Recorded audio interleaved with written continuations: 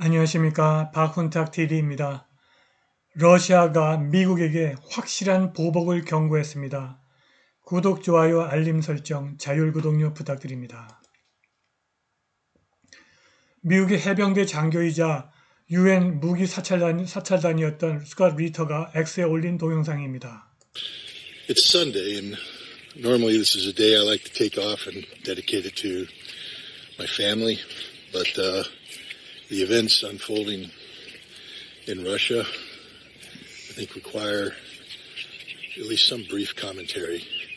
I'm referring to two events, actually. One, a Ukrainian attack on Sevastopol using U.S.-supplied ATACMS missiles, and the second, a terrorist attack in Dagestan that appears to have all the hallmarks of Western involvement.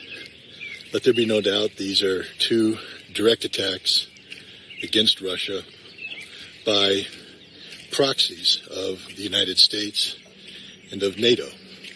And it's more than just a proxy engagement, given the necessity of preparation, intelligence support, etc. This is a direct attack on Russia by the United States, by NATO, and by non-NATO European entities. All of the parties that have made a decision in the last several days and weeks to expand the scope and scale of their participation in the Ukrainian-Russian conflict. This most likely is not the case, that 5 ATACMS missiles were fired, 4 were shot down, a 5th one being shot down dispersed either cluster bombs or fragments from the destroyed missile onto the beach, killing a number of Russians. It's an act of terrorism. This is in keeping with the Ukrainian actions that have transpired over the course of the past years, where Ukraine since 2014 has been bombarding Russian civilian sites, cities, villages, towns, for the sole purpose of inflicting death and destruction on Russian civilians. This is an act of terrorism, and given that the ATACMS missile cannot be deployed by the Ukrainians without extensive intelligence support by the United States, this is an act of terrorism by the United States against Russia. The same can be said about the attacks in Dagestan. These are deliberately designed to disrupt the civil life of the Russian Federation. Dagestan is part of the Russian Federation. And it's also designed to engender a split between the Muslim and non-Muslim segments of Russian society.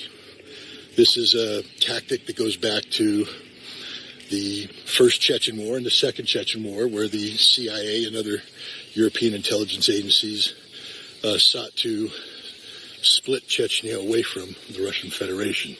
That effort failed, and historically speaking, the Russian Federation has shown an ability to absorb provocations of this nature and remain focused on, of course, is achieving the goals of the special military operation, the demilitarization and denazification of Ukraine. But at some point in time, there will have to be a response. And what is an appropriate response? That's up for the Russian Federation to decide, but let there be no doubt that if and when the time comes for the Russian Federation to respond to all of those responsible for this horrific series of attacks, that the perpetrators held to account will not just be the Ukrainians, but those who have provided the Ukrainians with the weapons and the intelligence and the training to carry out these dastardly, cowardly attacks. We live in very dangerous times. We live at a time when Russia, the United States, and NATO have all been beating the nuclear drum. We don't need a nuclear war, but that's the direction we're heading if we don't stop this insanity. And by stopping this insanity, this means stopping the United States, stopping NATO, stopping Europe from continuing to facilitate these terrorist. 4명이 사망하고 100여 명 이상이 부상한 크림반도에서의 치명적인 공습에 대해서 러시아 외무부는 미국이 사실상 전쟁 당사자가 되었으며 모스크바는 확실히 보복할 것이라고 말했습니다. 크렘린궁은 이번 공격에 미국 미사일이 사용됐다고 밝혔습니다. 월요일 러시아 외무부는 미국 대사를 소환하여 일요일의 크림반도 공격에 대한 분노를 표명했습니다. 크렘린은 미국의 에이테크임스 미사일이 사용되었고 워싱턴이 키예프의 공격을 조율하기 위한 정보를 제공했으며 민간 표적에 대한 공격이 일어났을 때 미국 드론이 세바스토폴 근처에서 작전 중이었다고 주장했습니다. 러시아 외무부는 성명을 통해서 미국은 사실상 우크라이나 전쟁의 당사자가 됐다면서 반드시 보복 조치가 뒤따를 것이라고 덧붙였습니다. 크렘린궁은 치명적인 공격에 에이테크임스 미사일 5대가 관여했으며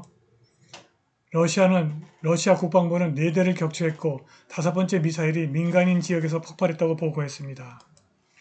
러시아는 이번 미사일 공격을 정교회의 가장 중요한 명절 중 하나인 3.1체 축일에 대한 테러 공격으로 규정했습니다. 러시아 국방부는 에이테크임스에 집속탄이 탑재됐다고 보고했습니다.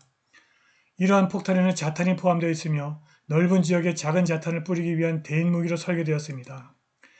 미국은 자탄이 민간인에게 굉장히 치명적이라는 이유로 대부분의 클러스터 집속탄 수출을 금지했습니다.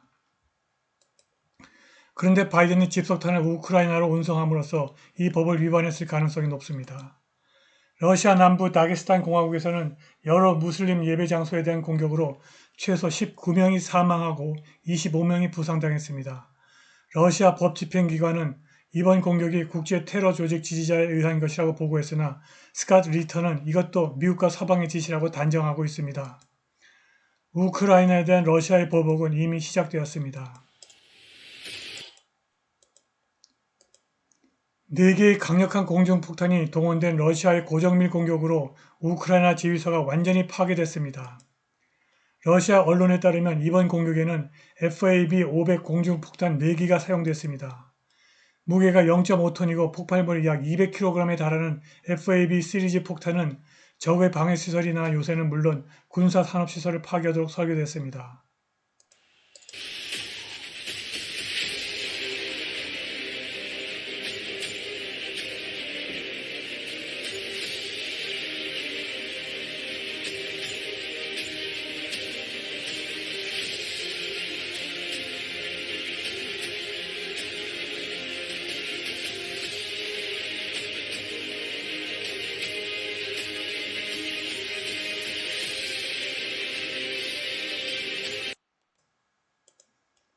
전날 소셜미디어에 공개된 또 다른 영상에는 러시아군이 하리코프 지역 동부 립치 최전선 마을에 있는 우크라이나 특수작전 부대 진지에 희귀한 FAB 3000 중폭탄을 투하하는 모습이 담겨 있는데 이번 공격으로 최대 70명의 우크라이나 군인이 사망한 것으로 알려졌습니다. 미국과 영국에 대한 러시아의 보복도 불가피한 것 같습니다. CIA 베테랑 레리 존슨이 다게스탄과 세바스토폴 공격의 배후에 미국의 CIA와 영국의 정보기관 MI6가 있을 가능성이 높다고 스푸트니크에게 말했습니다. 그는 세바스토폴 공격과 다게스탄 공격이 같은 날 일어난 것은 단순한 우연이 아닐 것이라고 생각한다면서 적어도 CIA의 선동이 있었을 것이다. 하지만 실제 접촉 훈련이 있었을 가능성도 배제할 수는 없다고 말했습니다. 에이테크임스 미사일은 미국 전문가에 의해서 프로그래밍 되어야 하고 미국 RQ-4 글로벌 호크 정찰 드론이 그날 크림반도 근처에서 작전을 펼쳤기 때문에 세바스토폴에 대한 미사일 공격에 미국이 개입했다는 사실은 부인할 수 없다고 러시아 외무부가 월요일 밝혔습니다. 전직 정보 분석가에 따르면 CIA는 러시아를 약화시키고 훼손할 목적으로 러시아의 무슬림 공동체와 비무슬림 공동체 사이를 갈라놓으려고 할 수 있습니다. 존슨은 서방이 러시아를 파괴하는 데 집착하고 있다고 말했습니다.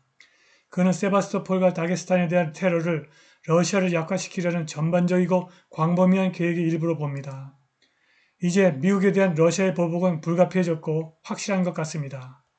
한 가지 분명한 것은 러시아는 미국의 핵삼합, ICBM, SLBM, 전략 핵폭격기를 모두 방어할 수 있는 방공 시스템을 갖고 있으나 미국은 러시아의 극초음속 미사일을 방어할 수 있는 방공 시스템이 없다는 것입니다.